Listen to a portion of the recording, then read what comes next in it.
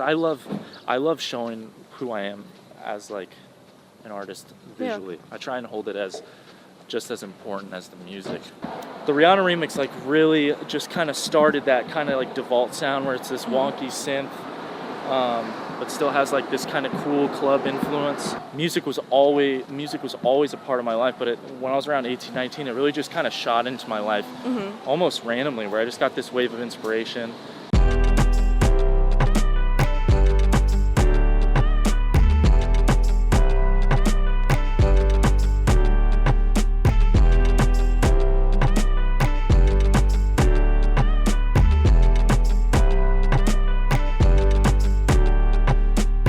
Here with Sage DEVAULT. What's up, what's up? I remember when I was about like 10 or 11, he used to like make these CDs and he would just introduce me to just bands I feel like when you were 10 or 12 years old, you'd just go on like the top 10 on Apple iTunes and that's what you're listening to. So like my brother like completely kind of changed my mindset with that, and like I remember he introduced me to like Kid Cudi very early. And Daft Punk and like early Crookers and like Bloody Beetroots at the time, and I was like mind blown. And then it's cool, my family, my siblings specifically are very music oriented. So you have more than your brother?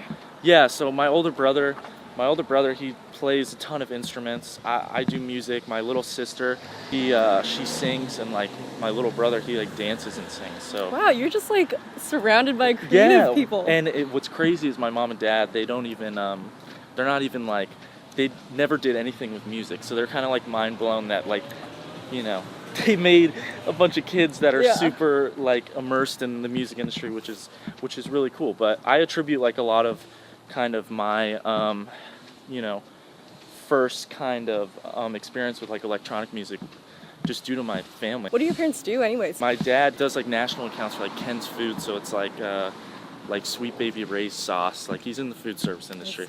And then my mom, she's just a house mom. Is there a parent that you're closer to? It sounds like it's your mom, but it varies. I would definitely say my mom I'm able to talk to a lot.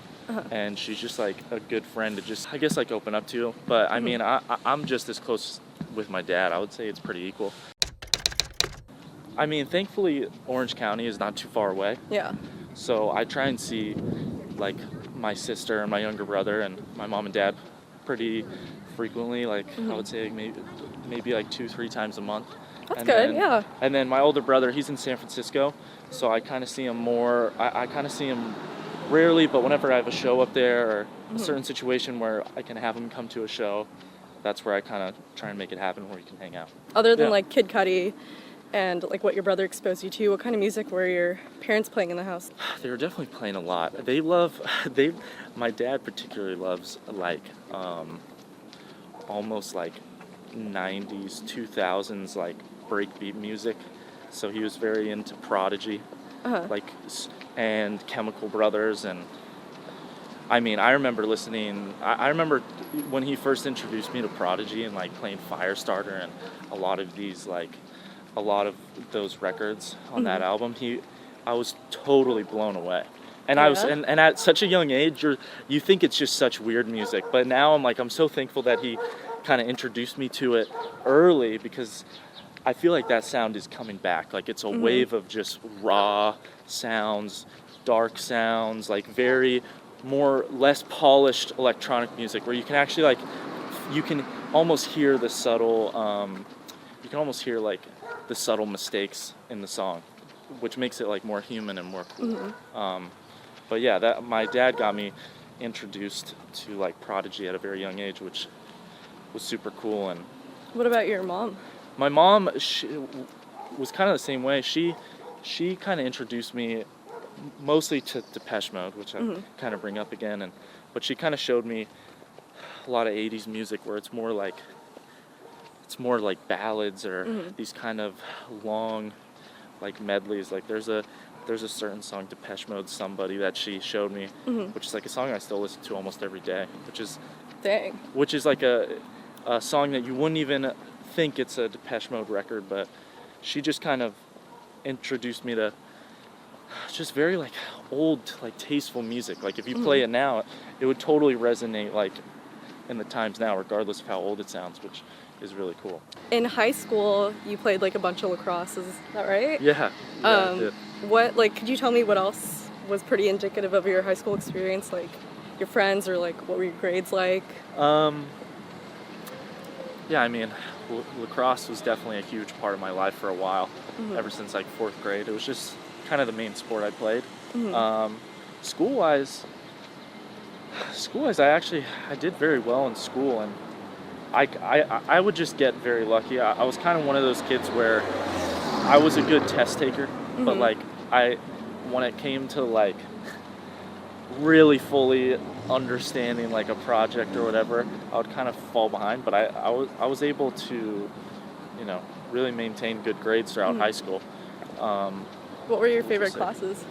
I was always super into like American history and all of kind of like the U.S. history classes and like U.S. government and stuff like that. I always found that very interesting. So and like then, social sciences. Yeah, exactly. And then I would say like my friend group in high school, we always used to skateboard, like just very kind of freely. There was a lot of skate parks in Orange County, so Cool. it was just something we kind of did throughout high school, just as like a added hobby. Do you still skate? I don't. I feel like I've gotten too tall now, where, because like back then I was I was a late bloomer, so in high school I was very short. I remember once I got to my junior, senior year, that's like when things kind of really shot up, because, you know, I grew like 6-7 inches, and Yeah. I started getting like recruited to play at certain colleges, and it's so funny. It's like I had such a different life path for a while. Oh, yeah? Where it was, What do you mean? You know, music was in my life, but it was a hobby. Like I was very focused on sports. I was very focused on, you know, I wanted to be a broadcast journalist. Interesting. And like be like a sports analyst. It was so funny. That was my total life path up until I was about 18, 19. Music was always a part of my life, but when I was around 18, 19, it really just kind of shot into my life almost randomly, where I just got this wave of inspiration. Because mind you, I was, you know, when I was 16, 17, I was doing edits on SoundCloud when SoundCloud was huge at the time. And I was kind of growing organically, just putting out mashups. All of a sudden, I just kind of got a wave of inspiration, and I was like, you know what, I really want to apply myself. I had like the blinders on, and I was super like, I had no doubts. One of my now managers, he DM'd me on Facebook and was like, hey, I love what you're doing on SoundCloud, everything else, and all this stuff. It's really cool. I love kind of the images and some of these songs. I would love for you to come up to like LA for like a quick meeting, a quick lunch. And You didn't think that was like spam or anything? Were you like... I know. I hit up just a few people that was like mutual friends. I was like, what do you think of this guy, whatever, and they're like, oh, he's super cool. Okay. And so I met up with him, and like the rest was history. I remember I moved up to LA about 2 months later, and immediately just got activated to just really get into music. That's crazy. Which is wild. That total like diversion away from like your set path. Yeah, a total flip, and now I cannot see it any other way. Like, there's no way I can't be not involved in music now. I know you started like producing at like 17 and like DJing around like 12 years old, right? Yeah. Very well. Like what really like sparked your interest when you were so young, like at 12? My older brother, he bought like one of these like $150 like DJ controllers, and it came with like this mixing software. God, I'm trying to remember the name, but I can't remember the name. But it was just this super small like 2-track controller, and he brought it home, and he was like, yo, we should just test this out and just like play around, whatever. And I was just hooked, like immediately hooked, like figuring out how to mix songs together and like figure out like what songs sound good with what, and creating like mashups and all this stuff. How was that not a sign when you were like in college? Exactly. The thing was, you know, it was always, you know, music was just always something that I loved and I was starting to get good at and all these things, but it was just still a hobby, you know. I didn't think it was like something I could fully go for yet. But yeah, like I said, it was a very impulsive kind of decision, but it paid off. My older brother he brought home that controller, and kind of the rest was history with that, where at least DJing wise, I was able to like, you know, start mixing like parties with friends. I used to cut like CDs of like my mashups and edits, and I would, you know, I'll give them to my parents and my friends, Aw. and just have them like listen to in the car. But yeah, that's kind of what really got me into it all. That's awesome. That's so cool that it just like clicked naturally for you. I feel like people spend like hours trying to figure things out, and like it's awesome for you. I would be able to just really hear tracks and, be able to be like, oh, this would sound good with this. Like it came like, it was very fluid and easy.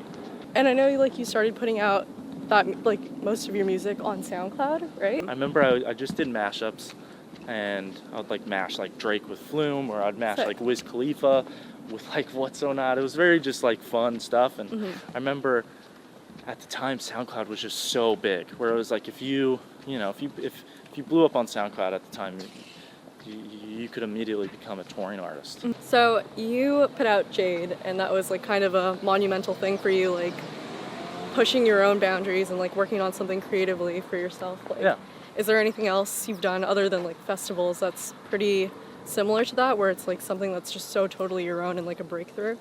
I would say just on the visual front, just the guys that I work with, Mowgli Lee and my buddy Patrick Ryan. I think what we're doing is super unique to what like kind of quote unquote DEVAULT is like visually. So everything we do, from posting on Instagram or all the videos that we did with the Stay EP and now with Jade, the goal is to just be like, how can we just be different, and just appreciating kind of like, oh, okay, there's all these cool things going on with artists doing all this cool stuff, but what can we do that's just like singular? You can just be like, okay, this feeling or this visual aspect just applies to DEVAULT. And I think it's really helped just kind of, for me as an art, because I love showing who I am as like an artist visually. I try and hold it as just as important as the music. You performed at like Coachella, Made in America, Snow Globe, and then like your favorite, which was Holy Ship. Yes. Like, could you tell me like which one was like the biggest highlight? I'm guessing it's obviously Holy Ship, but like just tell me more about it. Yeah, a few.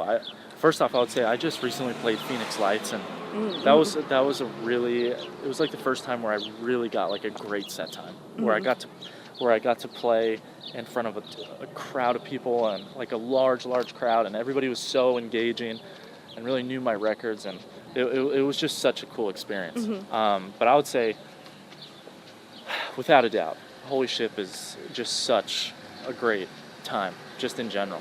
And I had one of my best sets there, where Ghastly was doing, he did like a takeover for that night, and I got to play a set during that takeover, and it was just it just felt so boiler room, like a family. That's awesome. It was crazy. It was packed. There was no rules. It just felt very it felt very like true to what like the dance community is, which is so like immersive and together. And I think the reason why Holy Ship is so great is like the artists can't leave. They can't act too cool or try and be like separated. It's like you're put right in with the fans, and it's cool. You become friends with certain fans and the people that are there, and you become friends with certain artists, and it's just such a good like bonding time for everybody.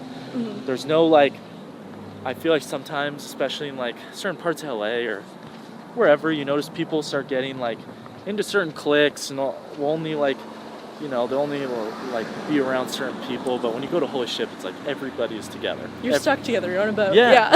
And I think that is just so cool about it. And like I remember leaving Holy Ship, and I'm like, I want to play here every year. Like it's just definitely the type of like festival and experience that it's like second to none. Like it's so good. It's such a unbelievable time. That's awesome. But yeah. How has your music changed since you started putting stuff out?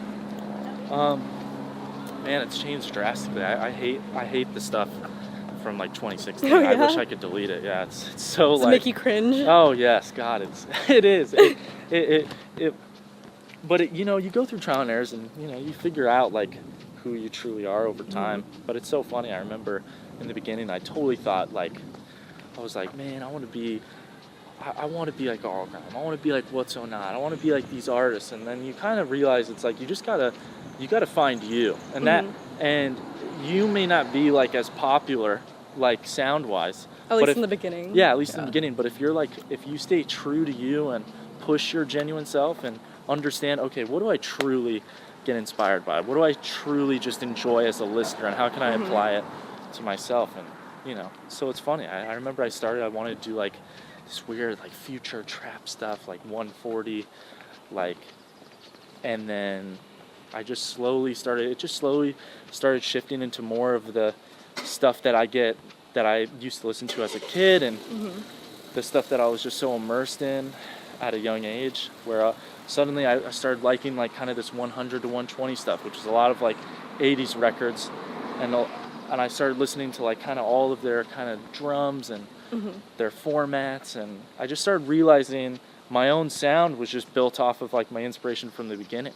And then I just started appreciating kind of the things that I was teaching myself in the studio, and certain sounds that I just like to hear, and how could I just apply it to my own sound. And over time it just became a cycle where now I feel very confident in my own sound. I feel like I've really found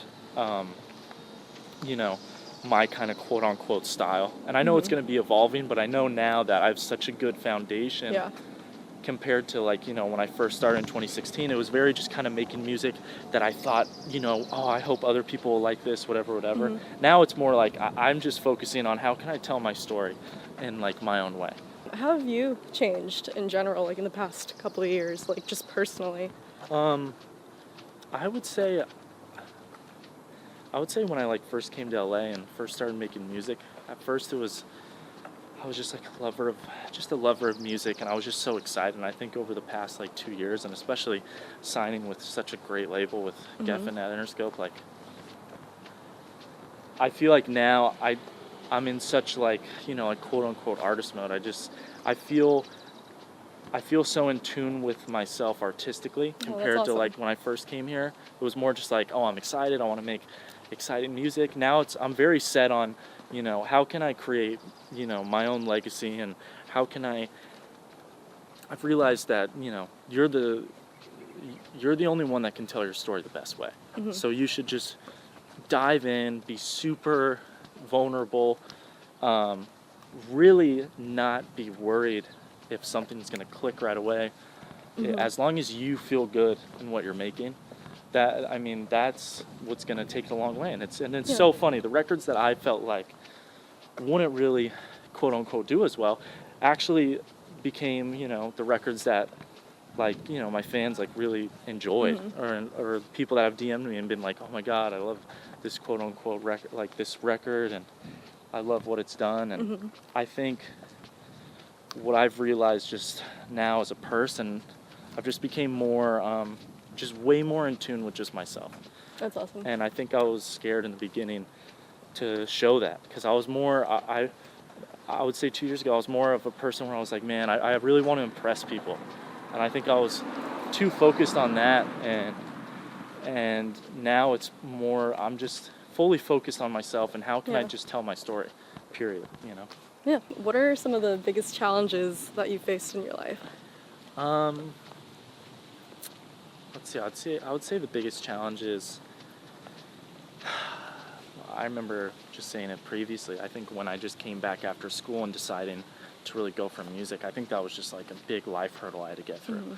I feel like the universe was testing me a bit with having to work at Costco, going through a bad breakup, and then, having to, I had just a bad relationship with my family at the time too. And, I think that was just a challenge, because I think at any moment I could have been like, you know what, I just give up, I'm going to stay in OC, I'm just going to work, and I'm just going to party and just do whatever and do my own thing.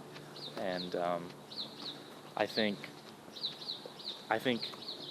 just like persevering through that and just staying very diligent and working hard, I just kind of noticed, like, when you work hard enough, some good luck happens. Yeah. Like, one of my managers DMing me out of the blue, like, that's a good luck opportunity, because he saw something where I was working hard, I was putting music out, and I started working with my buddy Patrick, who he just started doing graphic design, and, we were just trying things, we were working hard, and it's like a total flip, like the universe was against you and then conspired for you. Yeah, in the and it end, was a big, and luckily I just loved music, and I think that's what helped really get through that kind of like big life challenge is that. And I think the next kind of challenge, at least just music wise, was just really understanding who I am as an artist. I think I the first year or two, I wish I could go back, and the way my mindset is now, I wish I could start my music career with this mindset, you know, because I am young and I had to go through a lot of trial and error, and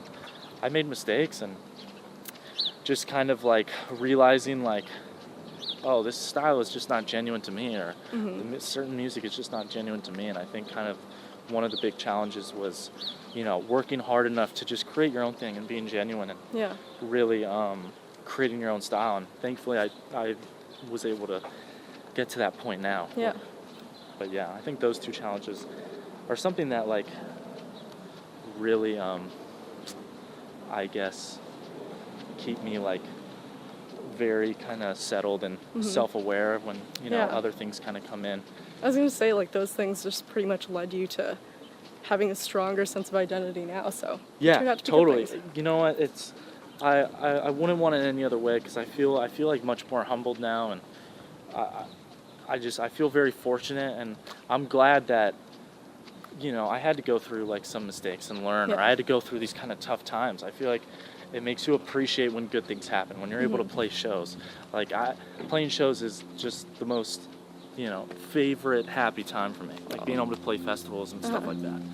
Because you know, I used to be the same kind of you know, audience member watching the artists I love, and it's really cool being on the other side and seeing, you know, like fans like come up after shows and be like, oh, I've been listening to this so-and-so song for so long, it's helped me through so much. And that's such a cool feeling, because when I hear, you know, the songs of like Depeche Mode or whatever, it's helped me through like my life, or the certain artists that I love, and hearing their music, it's really just a cool feeling overall, for sure. Totally. What does love mean to you?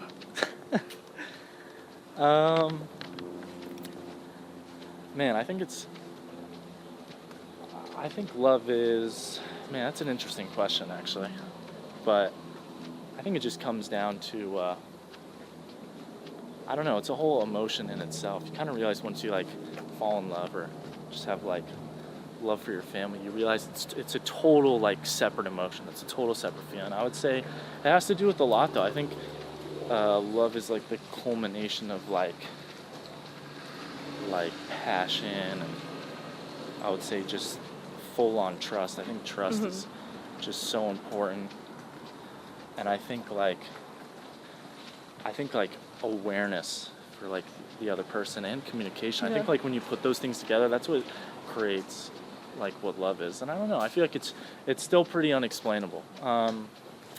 Like even like when I had the bad relationship with my parents a little bit during that time, but like when I worked hard enough to figure myself out, you kind of have a newfound, like, I had like a newfound love for my family, because I kind of realized they were hard on me because they wanted me to, if I really had to go for it, I had to go for it, you know? It wasn't them being like, oh, why are you doing this, whatever. It was actually them kind of testing me. Yeah. You know, so it was testing me to make sure that what I'm doing is the right choice, and it's really me. Because they had instances where like, oh no, you're going back to school. You're going, you know, you're not doing this, like, what's going on, whatever, but, you know, I just wanted to see you thrive. Yeah, and succeed. I think even, you know, I've gone through certain relationships just with girls that have just come and gone. You kind of realize that there's different, like, stages of love, and you kind of appreciate it, too. You just appreciate it when it's there, and when it's great, and when it's gone. But yeah, I don't know. It's a tough question, though, to be like, to really have a specific answer, you know. And to say in just a couple minutes. Exactly.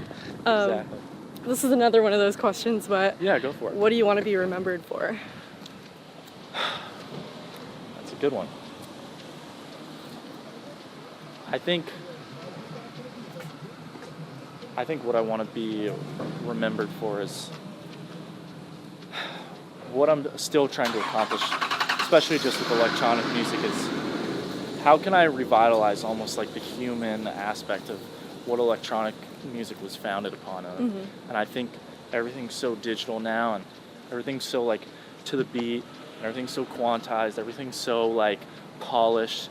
And I think, you know, my goal, at least both visually and on kind of like an audio perspective, is I want people to look back and see DEVAULT as a guy that was just trying to almost revitalize the core of, you know, what electronic music was about. And I think you sometimes forget, like, the club scene is